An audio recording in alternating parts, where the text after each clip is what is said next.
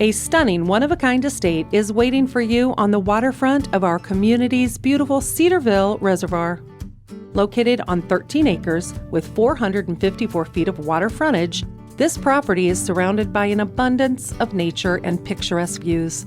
This gorgeous Colorado-style home is full of detail from every angle, both outside and inside.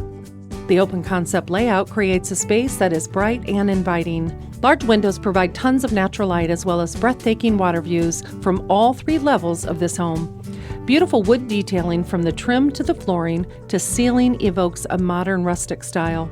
The floor-to-ceiling stone front fireplace in the living room will bring comfort and warmth to the space on cool evenings.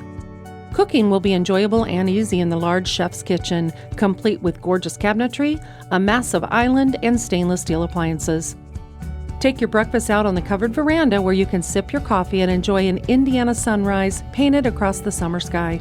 With 4 nice-sized bedrooms and 4.5 baths, this home features plenty of space. The master suite boasts a lovely cathedral ceiling, large windows, and a great view, and an ensuite bath complete with multiple features, including double vanities.